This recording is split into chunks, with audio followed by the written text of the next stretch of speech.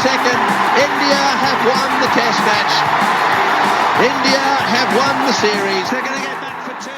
India are home. Hello and welcome to the latest episode of the 81 All Out podcast. This is your host, Siddhartha Vaidyanathan, and I'm joined today by the regular crew, Mahesh, Ashoka and Kartikeya, all of them on X, and I'll link their handles. Kartikeya writes a regular Substack, and also will link articles that are relevant to what we discuss. So we are here today to talk about the second test between India and England in Visakhapatnam. India won by 106 runs, which leaves the series tied at 1-1, 3 tests to play. Really exciting test, just like the first test in Hyderabad. And, 106 runs, you can look at it either way. I mean, yeah, a few lucky breaks here and there, and things could have gone the other way. It wasn't like the game was always in India's control, or whether there was always like some element of uncertainty about who was on top, at least till the final day, the final afternoon rather. Yashasvi Jaiswal got a fantastic double 100. You had Shubman Gill get 100. You had Zach Crawley play some, couple of fine innings. But I think all of us will agree that the star of the show, the star of the test, and the star of actually the series so far has been Jasprit Bumrah. Absolutely stupendous bowling, wide variety of skills, magnificent use of the old ball, and sheer mastery and control of what was going on, whether it's the slower ball, the reverse swinging Yorker, the taking the ball away from the right-handers. I mean, this is like the greatest hits that you see usually like over a period of time with a bowler. But here, Bumrah can show you these things not only in a matter of a test match, but in the matter of an over, in the matter of a spell. I mean, this is just unbelievable. I mean, I think for many of us Indian fans, it's also quite new territory, to have a test in India when you have 3 spinners playing, and yet you have a fast bowler who is, taking it away, who is bowling so well, who is, getting the wickets, 9 wickets in a test match, right? In a home test match on a fast bowler. And each time he came on, he was threatening the batters. He was making sure he was getting movement off the pitch. There was movement. There was sometimes movement in the air. There was reverse. There was conventional swing. I mean, there was so much going on. And yeah, it was just an absolute joy to watch Bumrah bowl. He gives you like this combination of emotions, right? He gives you the great anticipation to see what he can do each ball. Then you have that, that moment when he's just missed the edge of the bat, or when he's just missed out on getting a wicket. Then you have this moment where you actually want something to happen and he makes it happen. So it's like just a heady concoction of a bowler that he is. And yeah, I mean, as far as, this test goes, there were, as I said, quite a few fine performances, but thankfully Bumrah got the player of the match and will be, feted duly for all that he's done. Anyway, so we can get into all this. We can get into big picture thoughts. It now leaves the series wide open. There's a bit of a break before the third test, but yeah, let me bring others into it now. Mahesh? Yeah, I think before discussing Bumrah, I must admit that I've enjoyed this series quite a lot. I expected England to compete, but I think the fact that they pose a challenge to India, which makes them think of a range of ways in which they have to compete, and partly that coincides with the fact that this is a post-peak India and a team in transition. I mean, we take the fact that this team is in transition for granted, right? If you look at the last 10 years record, the majority of the players who played in those 10 years are not playing right now, right? I mean, Kohli is not playing, at least in this series. Pujara is not there. Rahane is not there. Pant is not there. I was just looking at all the bowlers who have picked wickets in India in the last 10 years. Okay, I'll give you the top 5. Ashwin, Jadeja, Umesh, Shami, and Aksar. These are your 5. 6th is Ishant. 7 is Bumrah. So in your top 7, your 2, 3, 4 is not there, and your 6 is not there. You're playing with Aksar, Bumrah, who have collectively played 18 tests in the last 10 years. To your point, Mahesh.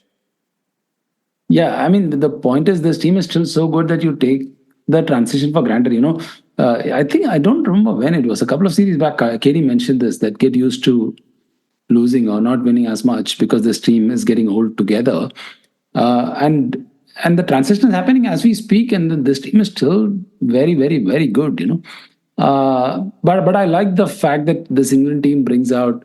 I mean, it's been a very competitive series, and also like it's still not obvious who's coming out on top, right? It could still be a close series, and like one of the things that I miss about a very close India series at home is the excitement of a very hot contest, right?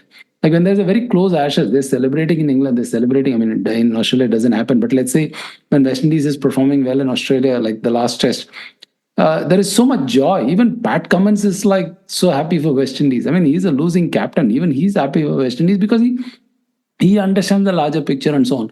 When it comes to India being pushed to the limits or India losing as they did in the last test, somehow the excitement of the contest takes a backseat, and it becomes about India losing and what should India do to stop losing. I mean, it's a cricket game. At the end of the day, somebody is going to lose. And especially for a team which is dominated for so long, they're bound to kind of start losing at some stage, lose more than what they used to at least. And in the whole sort of reaction to India losing, we forget to celebrate the cricketing contest, at least not as much as others do. So, I mean, that's just a complaint that I had. But otherwise, I enjoyed watching this match. I enjoyed watching Anderson bowl. I think Katie has already written the piece, which I haven't fully read, but he's making the case that England might have had in picking only one seamer, and Anderson's bowling did certainly make it look that way. But one of the things I like about this England approach is that, traditionally we've all been cynical of how much strategy and tactics can help enhance the performance of a team, right? If the team's basic resources dictate that they perform to a certain level, could a sharp think tank, change the approach to their game and significantly improve the results? I'm still not like, I mean, I'm still reasonably cynical about that sort of stretch, but I have to agree that this England team, having sustained these results for a while and having changed the dimension of the competition by forcing bowlers to think of, different ways of countering their attack, has certainly brought a very interesting dimension to the competition. I'm really keen to see what Kartikeya has to say about this. But it's been fun. It's been really, really fun to watch this series. Yeah, I mean, in fact, it's been sort of reminding me of the 2017 home series against Australia, right? I mean, the series where you had like two absolutely magical tests in Bangalore and Dharamshala, and then you had Pune where Australia won, and then India, of course, won that series, but it was close and it was really competitive. It was hard fought. There were some fabulous performances throughout, great bowling, fine innings. So yeah, I think it has the makings of that series, and credit to England for coming up with what they have and for practicing and for preparing and for doing something that is different. I mean, in previous English teams have done well in India. I won't say they have done badly. They have won. Last time they came, they won a test. 2016 they didn't win a test, but again, I mean, you can't just they were good in phases of that series. But yeah, I mean, it's good to see them come up with this. It's good to see that even though they have a very inexperienced bowling attack, they are still, they've won one test and they've got 40 wickets. I mean, come on, how many teams start a series in India, two tests in India, getting 40 wickets? I mean, that's not common. So anyway, Ashoka. The thing is, if this test was played by the same two teams but different kind of batters and bowlers 10 years ago, I think on this pitch it may have become a draw, man. I mean, yeah, Anderson and Bumrah were like spectacular, and not to forget Kuldeep Yadav also. They were really good, but there was no major demons in the pitch. it was not swinging or seaming that badly, and also it was not turning that viciously. Agreed that the bounce was low towards the end of third day, and in the fourth day it was going up and down a bit, but that happens in most Indian pitches. But I have a feeling that this current set of players, the bowlers are really, really aggressive, and I also think that the batsmen are aggressive as well. Both teams, kept each other in the game. This could have been played out as a draw. Had Indian batters, taken less of a risk, and because there was no threat from the pitch or from English bowling, but somehow they made it into a game, and somehow they finished it in 4 days. So that is something that I found unusual. That you don't find it in the teams of the previous era, where let's say a Pujara or a Dravid, they take their time, they settle down. If there is no threat, they don't go for runs, they don't try to dominate and stuff. They try to push the opposition out as much as possible, and then later, if chance presents itself, then go for a win. Yeah. That seems to be absent in both teams in this test, at least. And secondly, as Mahesh was saying, this test, the way India had to put in a lot of effort to even win shows that this is how life is going to look 2-3 years down the line. Our top bowlers in home conditions, our pacers are starting to either become unavailable, or your spinners are touching the 37, 38 age mark. They are going past their prime, and new people are coming in. You saw Mukesh. Mukesh wasn't that bad, but he got hammered. And Mukesh has a fantastic FC record. You can't even fault his selection. So this is a special batch that is actually going out, and you can see the strain of winning starting to show. Generally, I got the impression, I think it's worth teasing out this notion of, are England playing Bazball? Because I really don't think they are. For example, in this match, you can count on the fingers of one hand the number of sweep shots they did. And that's because basically when Kuldeep Yadav was bowling on the stumps, they were not prepared to chance their arm against him when he was bowling on the stumps. Their best player was Zach Crawley, who didn't really play Bazball. He's basically playing the same way he played in 2021 when he came to India, when he played that one innings of 60 or something like that before when England batted first. But he doesn't sort of try to manufacture anything. If it's on the stumps, he blocks it. But he's got a terrific eye, he's got terrific balance. He's 26 now, so he's coming into his prime. I think he's going to be a top player. For a long time, it was not obvious why England keep picking him. But yeah, there's definitely a player and a half over there. That guy's he's going to be captain of England someday, I'm pretty sure. But other than that, I really don't think England played Bazball, and I don't think they were allowed to play Bazball. Ben Duckett plays the way Ben Duckett does. And perhaps he plays like this whole, a smash and grab. But, there have been players like that before. Sehwag used to play like that. David Warner used to play like that. Ben Duckett has not seen a ball outside off stump. He doesn't want to take a swipe at. And I think Ben Duckett played basically 4 or 5 forward defenses in this match, and he hit 2 catches in those 4 or 5 forward defenses. So it kind of makes sense that he doesn't play a forward defense against the spinner, because he's terrible at it. And he's like, Ashwin gets so much drift that and Kuldeep gets so much drift that when Duckett sort of sets up to block, it's like you can see him following the line of the ball as the line of the ball changes because the ball drifts, And it's mesmerizing to watch. The amount of movement Ashwin gets in the air and off the wicket, and which Jadeja got last match and which Kuldeep gets, is remarkable. Akshar Patel is a little bit different. He's much quicker than the others. But and I don't really think he's bowling at his best either. But he sort of got a long spell today in the morning. He didn't really bowl that well. I thought, he beat the bat about 7 times in 14 overs, I think. But yeah, India had runs to play with, so they could afford to give him that long spell. But I mean, I about this Bazball, I don't know that England are really playing that way. I mean, okay, one thing they have is that they don't have a stonewaller in their side. I mean, I can't think of anybody in this 11 who's sort of a natural stonewaller.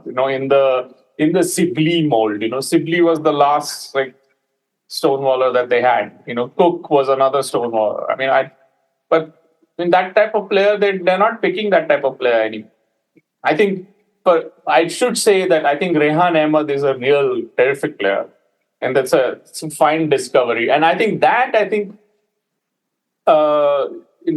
especially when they go overseas, he's going to be really useful for them. When they go to Australia, when they come to India and all, he's going to be really useful for them because he has a wonderful googly.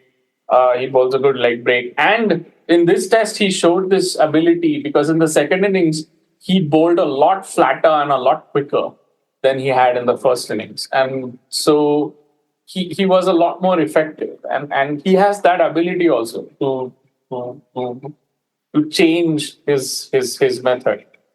And of course, he's a handy lower order, stroke. Nighthawk. Yeah.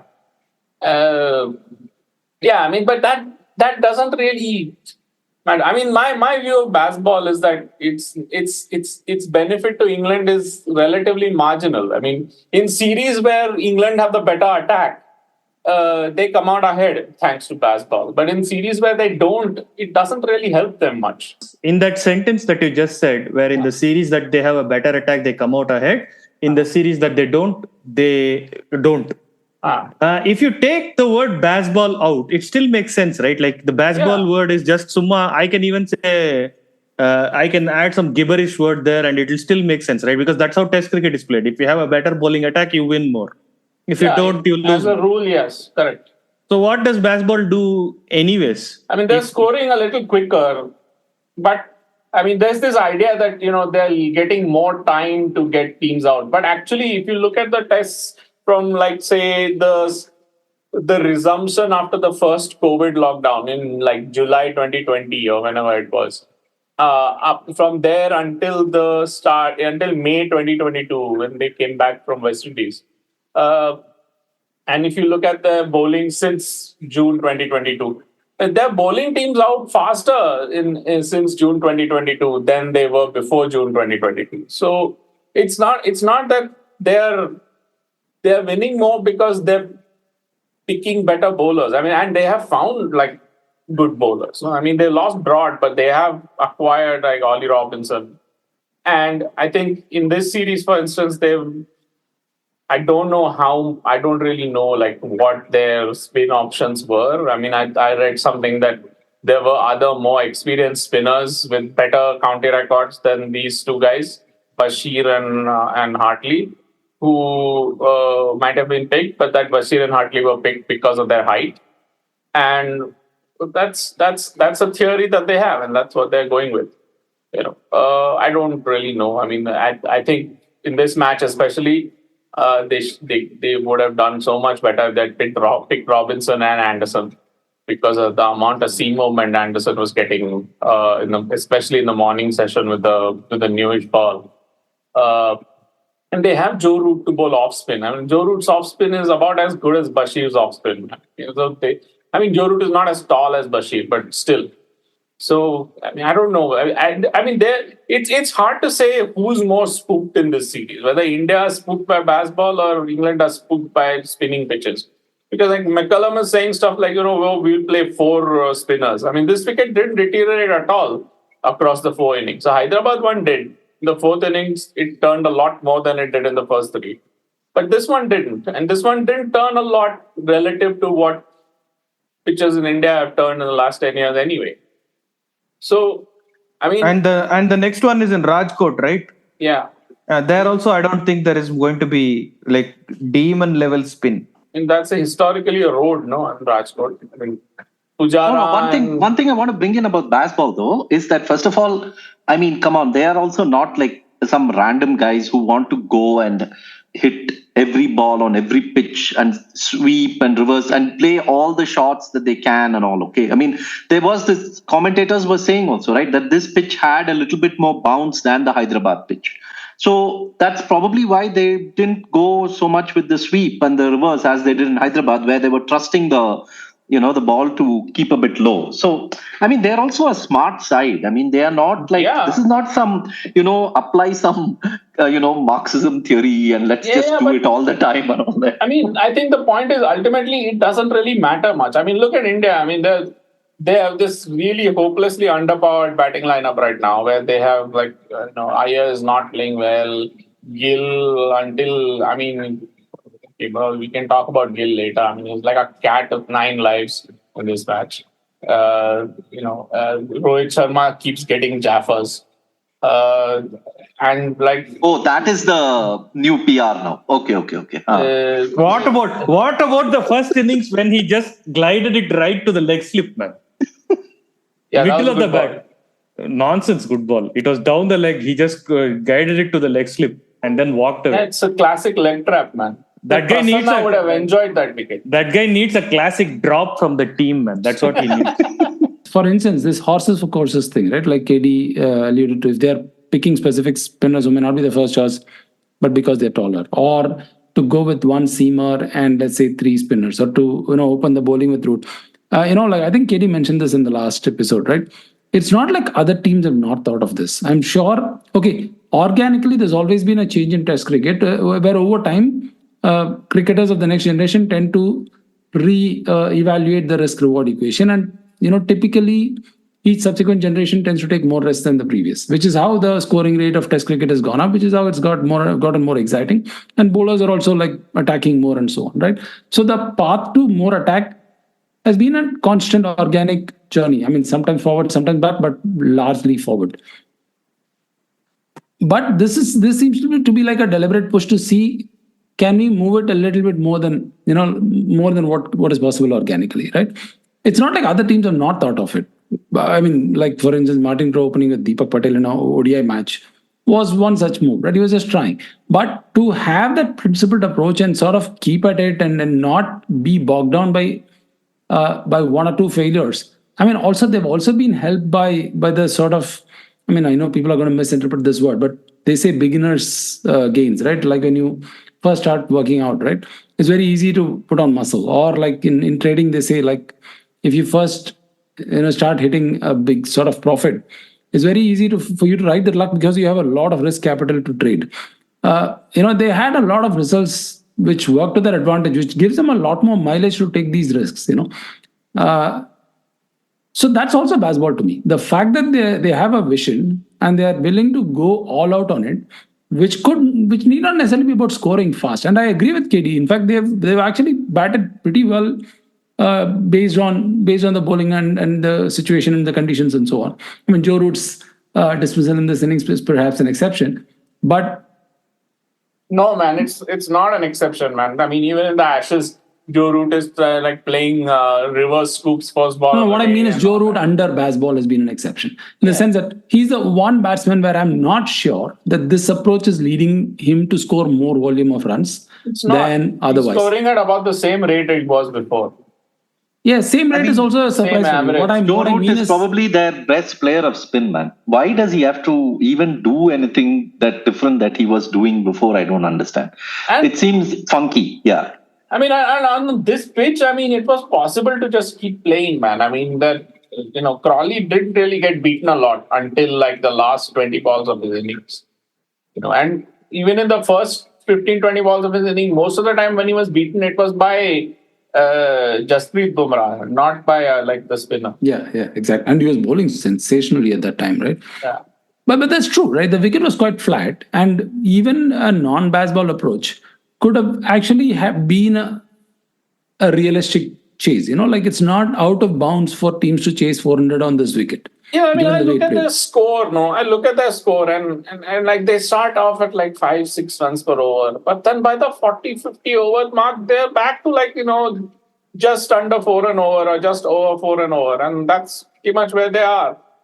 Yeah. Yeah, but that's the thing. No, that's a problem with the media spin, right? They No, but irrespective of what's happening. I don't think it's No, a no, I'll problem tell you with one media thing. spin. I think part of the problem of Bazball is that the cricket discussion is so hopelessly batting centric, and batting doesn't really matter that much. That That is true. if someone does something in batting, people will talk about it endlessly. Whereas if someone does something in bowling, like India playing 5 bowlers and only 5 batters, even though they don't have a lot of experience, that's actually really attacking what India do. I mean, it would have been so easy for them to not play Mukesh Kumar and just play another play Sarfaraz or somebody, and Especially after you lose the first test. after you lose the first test, but they And especially when your option is Mukesh, right? If it's Shami, for instance, okay. But if you're not having Shami and Umesh and but he's new, no, Mukesh. I mean, but that's the point. That's a strategy. No, you play a bowler because you want to play a bowler. Then you have to try a new bowler, because how is a bowler going to get experience unless you play them? No, I know. I'm just saying that is a very. I mean, also this particular Indian 11, they were playing without Jadeja, which is a big sort of it's like deficiency losing in the two batting. players. KL Rahul was keeping. Now he's not there, and Bharat has not been a very good wicketkeeper batsman himself. And you got Shreyas and Gill, who's not in great form. Patidar on debut. Yeah, it's very tempting to play the extra batsman and still to go with 5 bowlers. And especially on a wicket which appeared reasonably flat, right? I mean, like if you played 6 batsmen, this could have been a 550 sort of first innings score, right? The fact that they still went with 5 bowlers is why they could not have amass that big score. Although the score in itself was good enough. But the point is that, look, these batsmen still managed to get like 600, 650 in the match, like they did in the first test match. So they're getting enough runs. I mean, what it takes to beat India is like this Pope playing some once in a lifetime innings, because they have so many good bowlers. And because Jasprit Bumrah is being Jasprit Bumrah. I mean, actually, he's the difference. I mean, he's the difference between India and England right now is like, firstly, India have better spinners, and secondly, India have Jasprit Bumrah and England have James Anderson. Because James Anderson in India, when he bowls, he's superb. But the problem England have is that he doesn't bowl enough in India. I mean, he's got like 39 wickets in India in 14 tests at 27.5. That 27.5 is very nice. But then if you're taking wickets at 27.5, how are you taking only less than 3 wickets per match? Like it's like he's a non-factor. Like he gets a couple of wickets here and there, and he doesn't even bowl. So he's like a luxury addition. And when you have other 3 bowlers are like new, and there are only 3 of them, then you can't afford this luxury addition, man. Then you have to have a workhorse somewhere, And then Stokes is used like Bashir as a workhorse in the first innings round, but that's not very good, no. I mean, in this test, Rehan, Bashir, and Hartley, I just saw were 15 for 500, and Ashwin, Kuldeep, and Aksar were 9 for 363. So, I mean, they have gone. The English spinners have averaged 33, and the India spinners have averaged 40. So they have gone toe to toe there. No, but to Kartikeya's point about James Anderson, in India's second innings, Anderson gets Jaiswal and Rohit Sharma out in a 4-over spell. And then Shreyas and Gill are in all sorts of trouble. There is an LBW appeal. I think there is one catch that just drops in front of Root, where Root injures his finger. All sorts of things are happening. And then he's taken off. And then you see Bashir and Hartley bowling. And these guys from single-digit scores are suddenly now on 25, 30, 35. And the lead is grown. I couldn't understand why Stokes took him off after just a 4-over spell. I mean, it's okay. I get it. Anderson is old. Like, he was born in the 18th century. All that I agree. But come on, man. You have to bowl 4 overs, man. You have to bowl 6 or 7 overs at least. And in that stage, you take those 2 people out, you're suddenly bowling at Rajat Patidar and whoever. Who's that number 6 for India? Yeah. Aksar Patel. Yeah, Aksar. 2 points about this whole Bazball thing. One point is what Michael Atherton wrote in a column. which I thought was a bit of a sort of a stretch, but okay, I'm willing to sort of see how. Apparently, in 2016, when England were chasing a similar 400-ish target in the same Vizag, in the test in Vizag, and Alistair Cook basically said that that they have to play for a draw, while McCullum and Stokes will never say that. So I don't know how much of a difference it makes for like a Ben Duckett or a Crawley to be told you have to play for a draw compared to you have to go for a win. But okay, you can give that bit of a thing of saying, okay, that is bad. That is a new thing. That is something that is different. No, but that doesn't say much. No, like for instance, Virat Kohli went and chased that in that Adelaide test, right? Where they lost. Kohli and Vijay score. I think Vijay doesn't score 100. Maybe he scores a 90. I don't remember. Kohli but they went for the where they went for the chase when they should have actually shut shop and drawn the match, right? So it's not like, okay, that was a bold statement, but was it really necessary? You should have. I mean, a draw is way better than a loss. So this whole I'm making a statement is very easy for anybody to make, right? I'm saying so the same Bazball would not be celebrated for the same attitude if they didn't come with the track record that they've come with so far. Yeah, but Bazball is not going to be celebrated if they stop winning. I mean that's. I think no, I don't think that is. See, because this test they didn't win, but they still, I think, will. No, but there is a track record. Even in the Ashes, they didn't win, right? In fact, if anything, Ashes should have been the end of the celebration of Bazball, right? You lost, you didn't lose, but you didn't win the home Ashes. Yeah, they didn't retain the Ashes at home. And that too, after Australia lost Nathan Lyon midway through the second test. I mean, that weakened Australia's attack, because, I mean, if you look historically, the Ashes have always been held by the side which has the better spinner. I mean, this is all pretty much always been true since World War II. So I think, look, to the extent that Bazball matters, I think what Sidvi is saying is true, but I think that if Duckett got out playing like he has in this test in that era, he would be dropped because it would be seen as reckless. Whereas if he's playing this way in this era, he's not going to be dropped because, and once Cook says play for a draw, then if Root plays the way he's played today and gets out, that will be like frowned upon. That will be seen as, and that will be regarded adversely, because that's not part of the plan. No, I mean, Bazball is a plan. So it is an approach. It's saying that, okay, whatever it is, we are going to bat for 60, 70, 80 overs, and not much more than that. And whatever we can get between them, either we'll get whatever we need to get or we're going to get out. That's the arithmetic, which is fine. No, I mean, okay, look, if the bowling is weak, they're going to score at 5 and over, and then they'll get like 480 overs, as opposed to maybe 500 and 130 overs, which a normal side would get. Which is, fine. When their bowling is better than the opposition's, that's a good deal for them. No, but KD, how many years of Test cricket has been there? How many weak attacks would have been there? But chasing 400 in the final innings is still not like a thing. It's still really, really hard. Yeah, but even now it's really hard. No, I mean.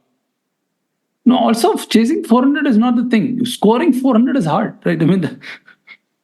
Yeah, I mean, they've done it once in this series with Oli Pope getting like a hell of a lot of luck. No, actually, that's another thing I wanted to discuss. I was surprised that KD mentioned this about Gill. So if you look at the contrast between, let's say, Oli Pope and Gill's innings is the kind of innings that even without all the stats about control and all that, like let's say if this was played 20 years back, people would remember it as a fortunate innings because there was an LBW in which he thought he was the goner. Then somebody asked him to review and he was lucky to survive. Then, he was dropped and whatnot, right? There were a series of events which was obvious, which made it obvious to the viewers that he was lucky, right? But that luck was actually, that series of luck was actually few and far between. If you look at the overall control percentage for Gill's innings. He played 7 fall shots in 140 balls or whatever he played. So it was a solid innings, right? Except that the fall shots appeared more dramatic because of what happened around it. Yeah, they were more obvious. Yeah. Whereas Pope's, for instance, went largely unnoticed because it didn't involve any dramatic fall shots, which is essentially like a review going in his favor, like a catch being dropped and so on. So that element of luck is like, for instance, Gill's innings should also be remembered for its control, for his conviction that this is the way he's going to play. In fact, he even gave a post-match chat talking about the fact that he was happy that he played his way and got it, right? And that again is a method that people stick to, right? I mean, these are cricketers who have had immense success in these conditions, and they're not going to just let that go and see another team sweeping and finding success in it and saying, okay, let's go mimic that. He did no. He got out reverse sweeping, no. But these guys reverse sweep, yeah. But he does reverse sweep, yeah. Yeah. Even Patidar, reverse sweep, right? When he first came in, that's because he plays a reverse sweep. These are also T20 players. Yeah, look, nobody in a test match is going to come and play a shot they've never played before. Whatever they play, they practiced. They've tried it out 100,000 times before. So, I mean, I don't necessarily, I know that this sounds like rude, but, if you're thinking about a test match and it's leading you to a place where you start thinking that the players are doing something obviously stupid, then you're probably down some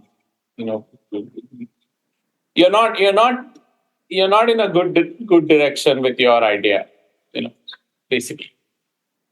So to round it off, continue. But if I don't think like that, how will I know who needs to be dropped? Somebody has to be wrong, right? I mean, the batsman there has to be accountability. No. Yeah. What about accountability? You know what? Actually, this is a good point, because you see how we are talking this Indian team, right? What about accountability? Who should be dropped? Who should be blamed? What is the reason we dropped? Match ka mujrim and all that. But see how Bazball has completely shifted the vocabulary around all that. It is like he has to play that way because that is what the whole new method demands. So there is no you cannot blame Joe Root for the shot today, because that is how the Bazball is. The same way it is that is how. So basically, it's it shifts the accountability completely. No. If they start losing, then they will all blame him. I mean, they lost. I'll tell you, even in the Ashes, after England lost the first two tests, what were people saying? People were saying either that, but they have not really played Bazball, or people were saying, but this is all reckless, Whereas it was basically, England had at best bowling parity, and so it was a close run thing whether they were going to win 2 or lose 2 or win 1 and lose. But by the end of the series, it was completely turned around. It was Bazball had won by the end of that series. Yeah, but that's like they see a 5-test series and they admit one counterfactual in it, which is that it rained. If it had not rained in Manchester, England would have won the Ashes. If that's the only counterfactual in the entire universe, then that's true. But that's not true, no? But I'm saying it's a respectability play. Whatever happens, Okay. Bazball wins. Bazball. But Bazball will be knocked off that pedestal if they keep losing.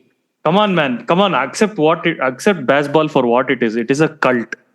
It is like a cult. Why is it a cult? Okay. Why is it a cult? Partly because they are winning, right? That is absolutely true. If they're not winning, it wouldn't be a cult.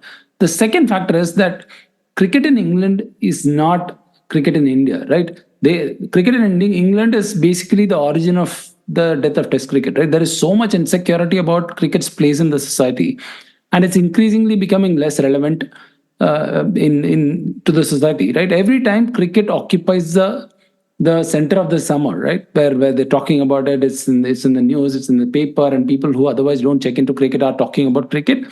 It calls for a celebration. If you're a part of a cricket community, it calls for a celebration. And you start to think that it's because Bazball is reinvigorating cricket. It's not because England is winning. It's because Bazball is making it exciting for people who are otherwise not interested. And I can see why, right? Remember in West Indies, when you have that feeling for a lot of people, let's say you were not you have no idea of what West Indies used to be in the past. You just know of cricket and West Indies, let's say from 1999, for instance. You wouldn't have the same feeling as some of us did when Shamar Joseph bowled the way he did, right? Now you can't sort of underappreciate the point. That's also a factor. Hold on, this is all when you're a rational person and you're seeing that cricket in England is not drawing crowds and people are saying that I'm not interested in cricket. I mean, the first question to ask is, how are they wrong? Why are they wrong? Is it something wrong with cricket? The thing is not to start a cult and attribute everything to a cult and start building temples for it. That's the appealing part. No, that's appealing. Come on, yeah, Ashoka. In a world in which there is a serious debate about whether you give the man or the player of the match in this test match to Jasprit Bumrah or Yashasvi Jaiswal, there is no way that Bazball is not going to become a cult. The batsman has to just batsman is like the Raja Beta of cricket. It's it's completely useless. They can't win test matches by themselves. But put on a pedestal. Okay, I think we got a headline. I'll tell you what's the funniest thing. So before the series, I was talking to some people and they're like, India will miss the experience of Kohli, but thankfully they have the experience of Rohit Sharma who will guide them to a victory. Series victory, it seems. No, I mean, come on. Honestly, we all have thought this way for many, many, many years. Okay, when Sachin used to miss series, we all used to think India lost because Sachin was not around or Sachin missed a test or two. It's only later that it strikes on you that India's bowling could hardly win them many tests. No, we didn't have a positive example. No, we didn't have a Bumrah. We didn't have an Ashwin. We didn't have a Jadeja. Yeah, if you had a Shane Warne and a Meghra, you wouldn't have thought so. You'd have tempered your praise and say, oh, maybe those guys are doing well. Think about why I disagree with this. Even when Australia had Shane Warne and Glenn Meghra, there was so much, song and dance about their batting. Yeah. Them scoring at 4-over. Firstly, they rarely the original Bazball. They rarely did that. Okay. Firstly, they rarely scored. Then they had Warne and Meghra. So they used to pick 6 batsmen and Gilchrist, and the other bowling teams in that era had such weak bowling that they used to get away with that, they could afford to play 7 batsmen and basically, Meghra, Warne and 2 other bowlers. And, 1 or 2 of those other bowlers from time to time were really good. Like Gillespie, I think, was a really good bowler, especially in his first 6 or 7 years. But it is hopelessly batting centered because, the camera points at the batsman. The bowler is running with his back to you. Nobody really cares what the bowler is doing. Whereas the batsman, how many times have you seen an action replay of a delivery where, they relentlessly focus on the bowler's release and stop the action replay by the time the ball reaches the batsman? How many times have you never seen that? So, but that will also be insane. No, you don't know what the reaction is. You just know what the action is. Yeah, but I could watch Jasprit Bumrah bowl all the time and not notice the batsman at all, because it really doesn't matter. We could watch Jasprit Bumrah bowl at a single stump all day and it'll be fascinating. I have a question to Kartikeya, see, you said that Gill had 7 foul shots in 107 or some balls, no? Yeah. Is there a distinction? I kind of know what a foul shot is. It is when a batsman is intending to play a shot but he's unable to do so. Well, and something else happened that's not because under the batsman's control. That is the definition of a foul shot. Yeah, when the outcome of the delivery is beyond the batsman's control. Okay, so is there distinction among foul shots? Like when Conrad was saying that his 7 foul shots were very obvious to the naked eye, whereas for Pope, there were 70 odd foul shots, but we didn't even realize. We thought, somebody watching it would think it's an enterprising innings and not a lucky innings. So, is there any distinction among foul shots, or is it just purely visual? Yeah, that's a good point because there was also a question from a listener. I mean, Anant Jain. We should mention this about how he asked a pretty similar question, and he said, "Is there anything to suggest that a more attacking batter would lead to a more spread out field and therefore a lower probability of a dismissal from a fall shot?" And he says similarly, a batter who's playing inside the line, is he less likely to be dismissed of a fall shot? No, actually, if you look at the evidence in the fall shot data set, the evidence runs the other way. Like Pujara survives a lot more fall shots per dismissal than Kohli or than any of these guys. Like England, what's his name? Zach Crawley. He didn't play a lot of fall shots in the first innings. So the the misunderstanding of the fall shot is that people is to think that the specific outcome on an individual fall shot is especially significant. I mean, there are less obvious outcomes and more obvious outcomes to a fall shot, right? I mean, so for instance, if Gill is sort of playing at a ball from Hartley on like around his off stump, and the ball catches his edge, okay, and the ball flies between like Folks and whoever first slip is, like it happened yesterday. Oh, was it yesterday? Yeah, yesterday. Like it happened yesterday. Then that's an obvious edge, though. Whereas if he edges it and the ball sort of dies and trickles away to the right of first slip, or as they say that he edged it down into the ground or downwards, then it's a less obvious fall shot. But that doesn't make it a less significant fall shot. But he could have also he could have also played it with soft hands and all that. I mean, that distinction is built in, is it? Yeah, he could have. But I mean, I'm sure he played the other edge with soft hands as well. It was just a thinner edge, And so, but how thin or thick the edge is not in his control, no, because he's not trying to deliberately play with an edge, no. I mean, he's trying to play with the middle of the bat, no. So the fact that he didn't play with the middle of the bat is what the fall shot is measuring. That he didn't leave it and he didn't play it with the middle of the bat. Something in between happened. Something other than that happened. So a fall shot is an evaluation of the action.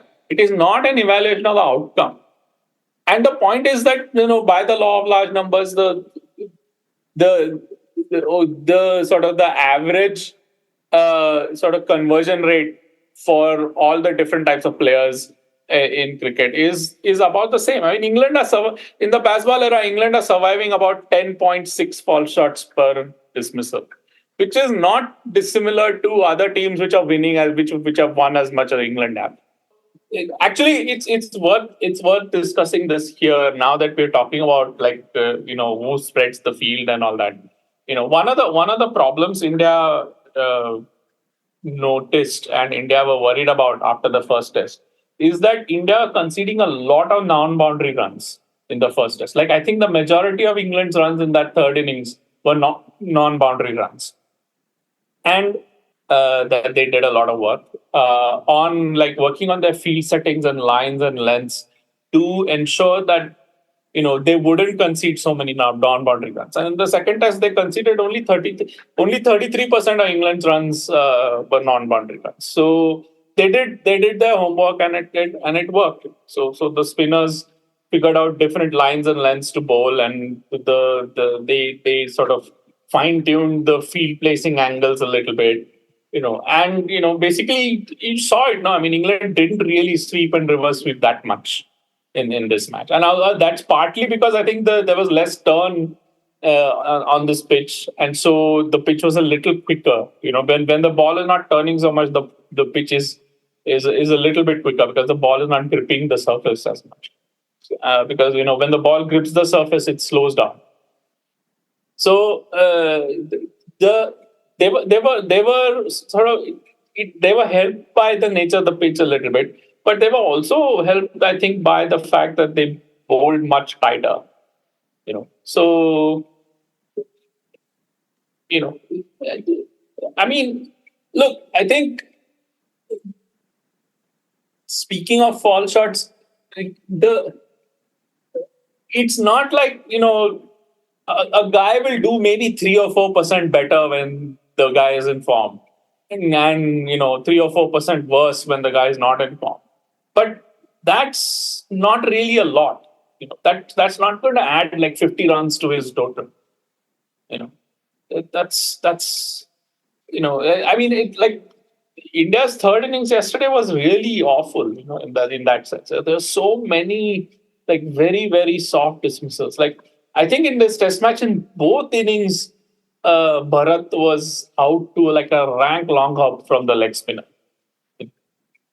Right? Correct? I'm correct. No, I mean Correct, the first correct. innings at least I can say maybe you got done in by the bounce. But second innings, was a It lot. was a square cut, no, in the first innings? Yeah, Yes. but then when the ball bounces a bit, you tend to edge those. That's okay. Yeah. No, see, but then do you agree when I said initially that if not for all those unforced errors, I mean, do you see this test match going to a draw? If percentage cricket was played, I mean, was there enough jeopardy in this pitch to warrant a 4-day result, or is this distinctly down to the First of style all, of play? for playing for a draw, you need. I mean, both teams don't want a draw. No, India wants to win because they're 1-0 it's not down. that flat a wicket. There was enough in it, right? I mean, the way Bumrah bowled, Bumrah is a genius, but he's not going to extract that from like a road. The wicket had enough. But Mahesh, with Bashir and Hartley and Rehan bowling, there was not that much in the pitch at all. Yeah, but was for flat. it to be a draw, you would need both sets of bowlers to be ineffective. No, I mean, if just one set of bowlers is ineffective, it's not going to be a draw. No, and for it to be a draw, you want at least one team to want a draw. Neither of these teams want a draw.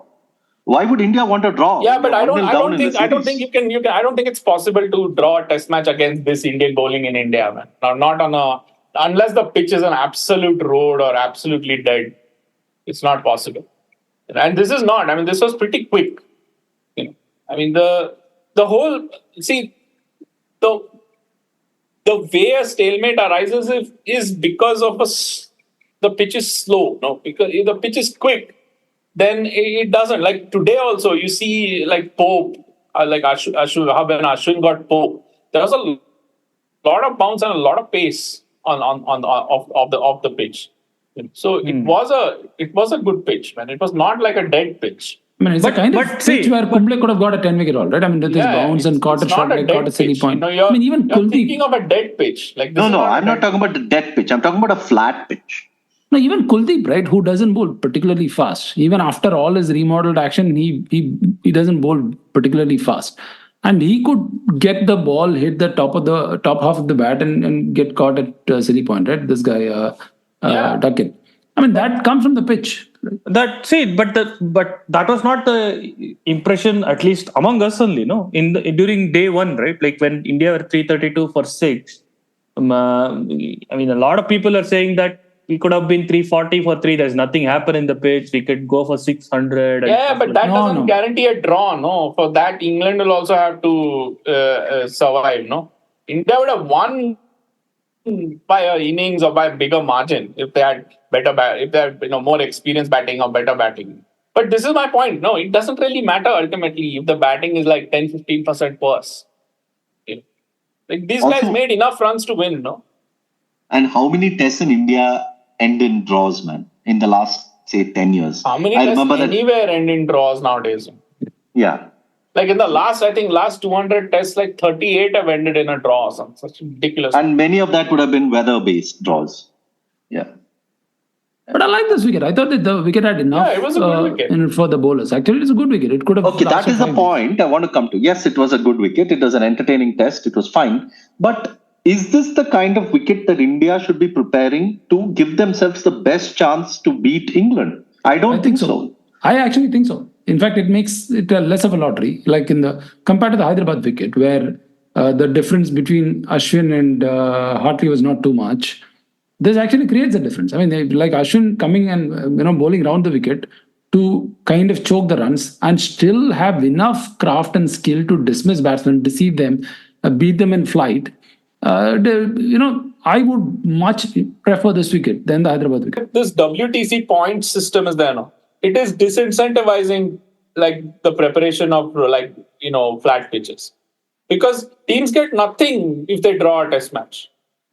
Like I think there's like 12 points for a win or something like that. So like there's no incentive for teams to prepare. Like look at, like people are saying like Gill is in bad form and whatnot. And look at the pitches he's played on recently. Like look at Centurion. Then there was what was the second test? Cape Town, Newlands. Then you had what was Hyderabad. Hyderabad was a turner. Newlands was like a uneven lottery. Centurion was a seamer.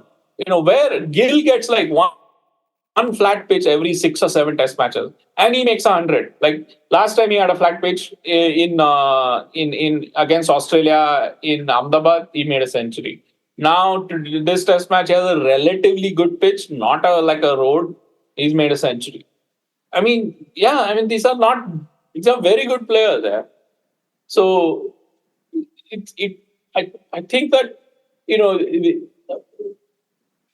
the discussion is so batting centric, so bad. Like look, even though we keep saying that the discussion is batting centric, in this conversation we have talked mostly about batting. No, okay. Let me come to the bowling then. Is there any indication to say that? I mean, of course, Jadeja is a huge miss, and Jadeja brings the kind of accuracy and the kind of sort of skills that he brings is like cannot be replaced. But is there any indication to say that Ashwin is bowling more loose balls than he has on an average? And is there something to indicate that he's maybe on the downside of the curve of a career? I mean, he's also getting older. Short answer, no. Didn't Ashoka was the one who said he's not seen Ashwin bowl this many loose balls in a test for a while. Full toss. I saw him bowl at least 5 full tosses last test. No, but that's deliberate. That is to counter the sweep, right? He wants to surprise them. That's deliberate. Hey, deliberately he will bowl full tosser. What nonsense. He wants to get them he's preempting the sweep. He's expecting them to sweep. No. So yeah, okay. But what they found is actually that that was Ashwin's original idea against the sweep, which is to overpitch, so that you get under the bat when the batsman is trying to sweep. But I mean, the figures, the data showed them that actually what's happening is that they're sweeping with pretty good control against that fuller length. So the strategy they moved to in this test match was to not overpitch, but to keep bowling those hard lengths. And if you want to overpitch, then you try to bowl the Yorker, which they tried much more rarely because the Yorker is really hard for a spinner. Like the margin is really, really small for a spinner on the Yorker. So, I mean, that was why I don't think there's anything to suggest that Ashwin is like slowing down or anything other than his age, But, like he could have got 5 wickets today, for instance, I think. But he's had series like this before. It's not like this is not out of bounds at all. I mean, see, the point is we remember Ashwin's peak, and he had such a long peak and such an amazing peak that anything off that peak seems like a I don't know, downfall. But it's not. I mean, I don't see any evidence of him being past his peak, to be honest. Yeah, and he got like 6 wickets in the last test match. And like this was not really a finger spinner's pitch. This was like this was a wrist spinner's pitch and a fast bowler's pitch. So I mean, look, Kuldeep and Rehan did really well here. Whereas I think I had at some point I had the figures. I think the wrist spinners were doing like 20 runs per wicket better than the finger spinners.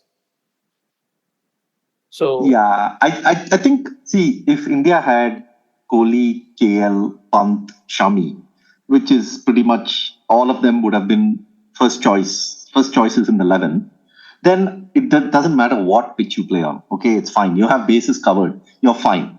But the fact that you have a inexperienced batting order, I feel like they're probably making these pitches because they feel the batting is not going to really probably able to come No, through. dude. I mean, the last time they played in Visakhapatnam, also Pujara and Rohit scored against South Africa.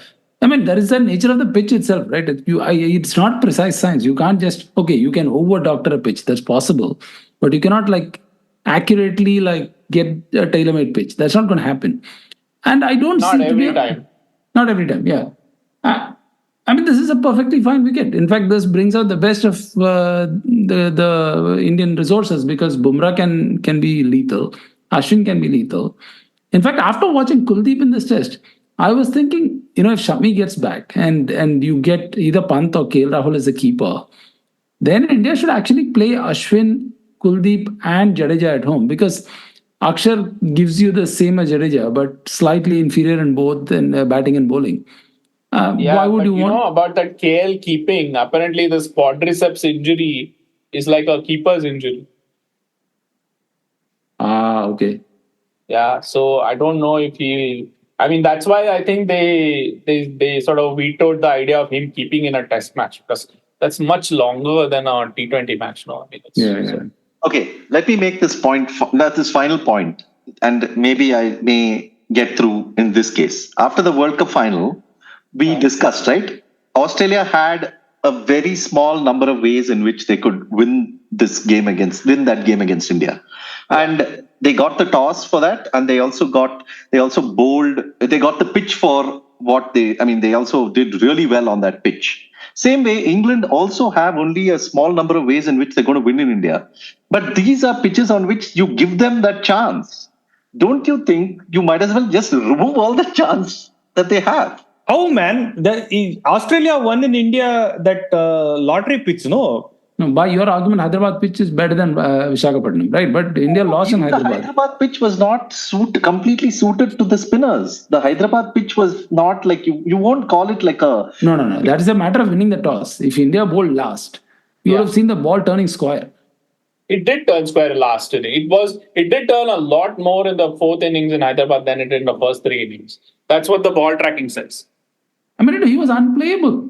And that is also on top of that, the ball tracking also says that the England spinners have got less turn and less drift than the Indian spinners. So even counting that, Hartley and Root and Leach turned the ball 5 degrees on average in Hyderabad in the fourth innings. That the Indian spinners would have turned it even more, more low, around 5.5 degrees they would have turned it on average if India had won the toss. But there is a way where I can see Sidvi's point. If we give spin-favored pitches where the ball turns from day one, and if India win, that will be like an entertainment for the next 3 weeks, man. I mean, the amount of whining you will get from the English media, that will make it worth it. I agree, but I was coming to a similarly cynical point about the pitches. And you're saying that India are preparing these pitches because of, some strategic reason. My cynical view is that they're preparing these pitches because the TV people have told them that, look, you can't keep finishing test matches in 2 days. We're losing just too much ad revenue. We spoke more about Bumrah in the previous test than this test. I spoke enough about Bumrah. You guys didn't say anything about Bumrah. Say something now, fast.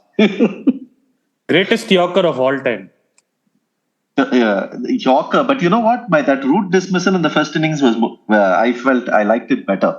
The sort of the anticipation of it and the way it actually arrived. Weren't you the guy who wrote that poetry on Twitter for that Yorker? Where is the poetry for the Root dismissal, man? See, that is the thing. The poetry for that Root dismissal will come after years of it. Processing it. That is the greatness of that. Okay. Vintage. So one person who has stat padded in this test is Sidvi from 81 All Out account. He has stat padded heavily. But I mean, I was the one who said it, but it's really hard to say anything more. I mean, these are a whole package, and I'm still so excited watching him. We should have priced it in, right? As excited as I am watching Ashwin bowl beautifully, a lot of it is already priced in. In fact, with Ashwin, even we are saying 9 wickets is not enough. Why is he on the decline? He's got just 9 wickets, right? So we've already started pricing it in. But with Bumrah, we don't seem to. It's like we are coming from poverty. All of a sudden, we got this Michelin 3-star meal, and we don't know what to do with it, right? I did find it a little surprising in the second innings. Not surprising. There was a time when he was beating Zach Crawley quite a few times, and he wasn't getting the wicket. I thought he was getting a little bit desperate. He was trying to bowl full, and all of a sudden he increased his pace. He was bowling late 130s to into the 140s. And I was a little bit worried. I mean, is he going to get injured? And not so much like what does it mean for India's chances in this series? I'm just saying, don't deprive me of the chance to watch him for 3 more tests. He brings so much to the format. He brings so much to the test series. If there was anything that I was worried about Bumrah, it's the fact that he could possibly get injured somewhere. And I'm glad none of that happened. But the guy is an absolute genius. I don't even know if this is peak Bumrah, man. I mean, what is peak Bumrah? I thought 2019 West Indies was peak Bumrah, where he was doing he was literally, I mean... No, okay. That is, you got to add caveat, right? That West Indies batting lineup is not great. Plus, that ball was different. The Duke's ball that they use in West Indies is unique. I mean, of course, it's his greatest. And he got the perfect conditions that day because, he got there was something about that. He was talking about it also after that. There was a gentle breeze that was blowing and he had the ball swinging. He got the ball swinging both ways, sensational. I mean, those 2 spells, I'll put them. They are on YouTube. Thankfully, thanks to West Indies Cricket having a good YouTube channel. You just go watch those spells. It's stunning. But I'll tell you one thing about Bumrah. He gave this press conference, right, after the day. I think he's not yet really brought forth that aspect of him, but I feel this McGrath had this whole thing going, right, where he remembered every single wicket of his, and you just tell him a wicket number and he will tell you the wicket. I think Bumrah has that kind of sort of a memory and storage, because the way he was talking, the way he was saying that how he decided to bowl that Yorker to Pope and how he problem solves, I think and a lot of it is not just something that he's picking up. It's coming so naturally to him. He's figuring out conditions so naturally. He's problem solving so well that it's like something magical is happening every ball. And we are so fortunate to actually be able to not watch the working of his mind, but to actually watch what he's doing. KD was very cruel, but actually accurate when we were discussing that. He said that it is very nice that Mukesh Kumar is bowling alongside Bumrah because now we can see what the levels are and because Mukesh is a bowler in first class cricket. He's averaging 22, man, which is elite, over 150 wickets. It's not like he had one good season. So he has earned his way into the Indian 11. And there is Bumrah, who's 7 levels, who looks like he's a creature from another planet which has landed and is bowling quite differently. And they were in a similar speed bracket, right? Bumrah could go to 140, but he rarely did. He was in that 135, 136 bracket. Same with Mukesh, 136 to 133. So pace-wise, there was no, discerning difference. But you could see this was 2 different art levels in which an art was practiced. So yeah, also Bumrah has a little bit more experience than Mukesh now, and Bumrah can also hit the pitch harder than Mukesh can. So those are 2 things he had going for him. And outside of Shami Bumrah level, I think Mukesh has the resources, man. I think he could go on to become a very good bowler. Yeah, I think he's already a very good bowler. I'm saying, as good as a bowler he is. You then see Bumrah, then it's a good illustration to see what level bowling is going on with Bumrah. It is unimaginably good, even for international cricket. Okay, let me just talk about the sort of sensorial pleasure in watching Bumrah, right? And you brought up Sachin. So when I was watching Sachin, I remember thinking you watch him over a period of time, and then you see the kind of strokes he plays, and it's almost like when you're watching his next innings, there is a part of you that is wishing that he plays a certain shot, right? Whether it's the straight drive, cover drive, there are certain shots in your head that you really love watching. It gives you tremendous pleasure in watching Sachin play those shots. And what used to happen, and obviously all this is don't ask me for some scientific evidence of all this and all, but what used to happen, at least in my head, is that the straight drive that I was expecting, it used to be even more beautiful when I was watching it, right? So what you expect in your head and what you're watching it. And I'm getting a very similar feeling when I see Bumrah. Like you expect him to bowl certain balls. You expect him to when he's in that rhythm, when he's in the middle of that spell, you're always like wishing for him to bowl something. You're always thinking, okay, what's he going to do this ball? What's he going to do this ball? And when it actually happens, like this Oli Pope dismissal, you're like, oh man, I had a Yorker in my mind, but I didn't have this. This is like a level higher than what I had in my mind.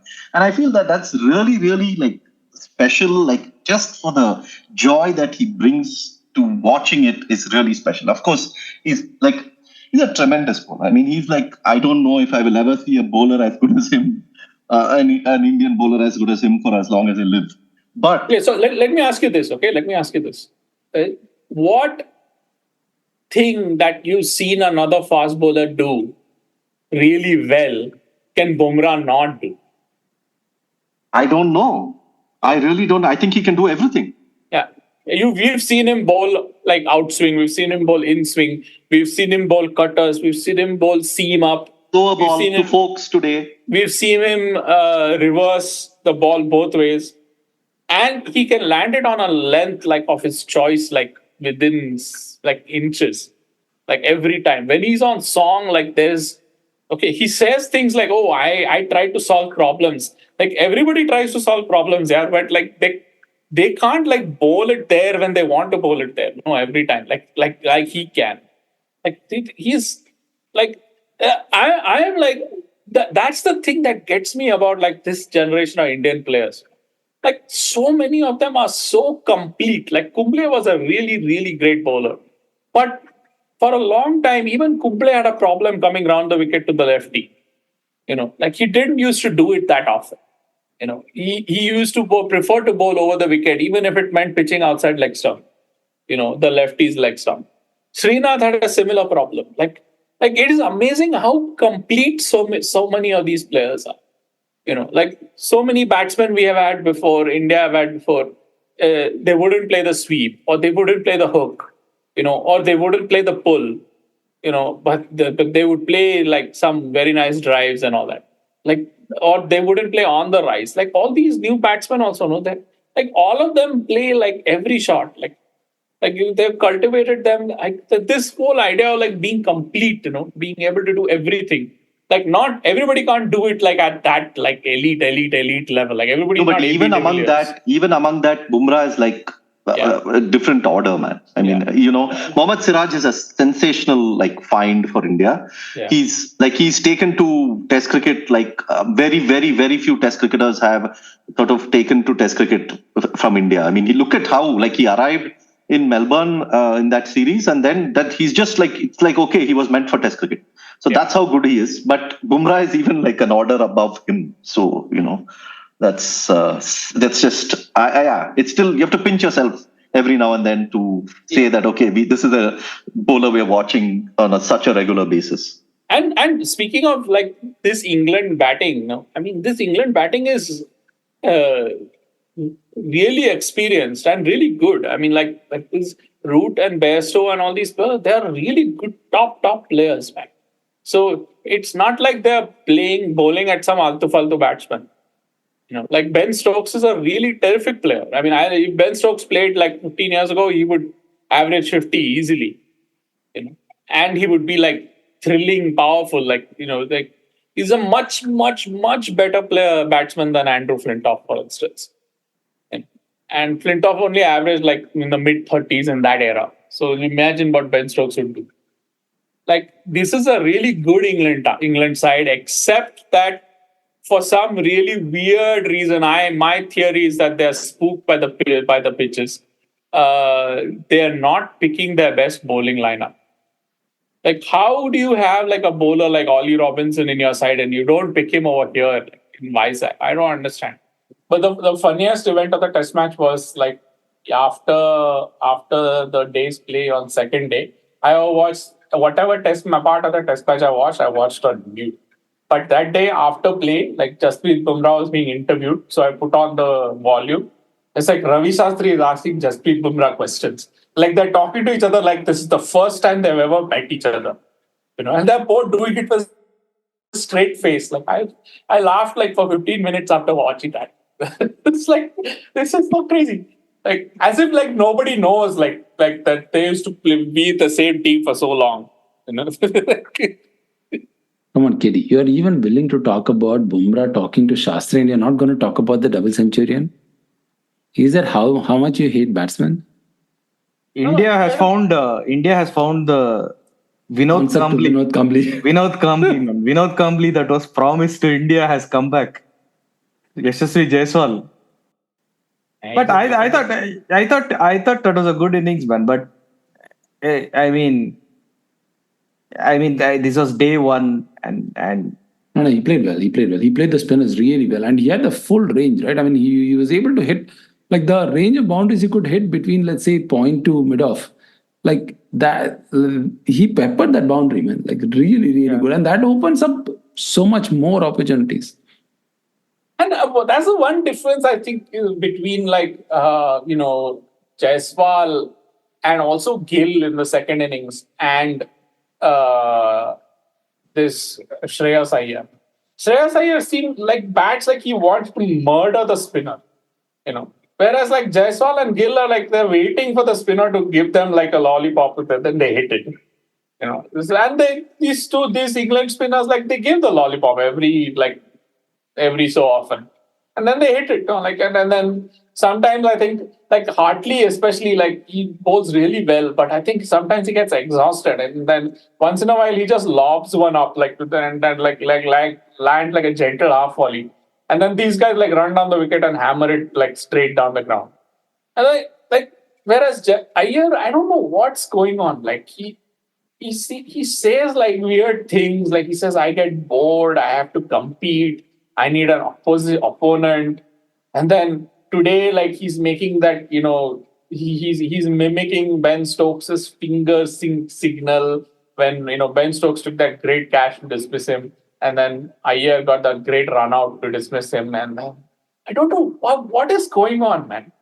I was looking at this the other day. Like they have the scoring rates are available for Ranji Trophy since 2000.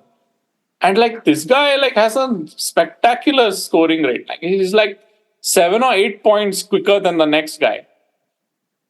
Shreyas Iyer. So he's one of the fastest scoring Ranji bats going. Yeah, he's ridiculous. I mean, I've seen him bats in Bombay sometimes. My God, he's so much fun to watch. Anyway, okay, Sidney seems to have disappeared. I think his internet is a bit conky.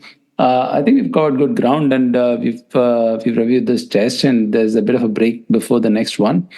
So we will certainly cover the third test. Hopefully, another exciting contest ahead. It's been a crackling series so far, and hope it stays that way for the full length of the series. Thanks for listening. Thanks for joining. As always, if you like what we do and if you want to chip in with your contributions, you can go to coffee.com/81allout, kivo-fi.com/81allout. A lot of you have been regular contributors, and we are extremely grateful for all your feedback, comments, and particularly contributions. Thanks a lot to all those who've supported our book publishing venture as well. Even now, War Minus the Shooting is talked about quite a lot. A lot of people reach out to us to find out where to get it.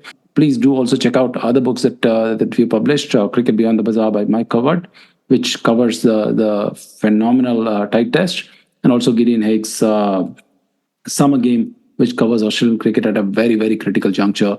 And it's one of his best books as well. So please do check them out. Thanks a lot for your support.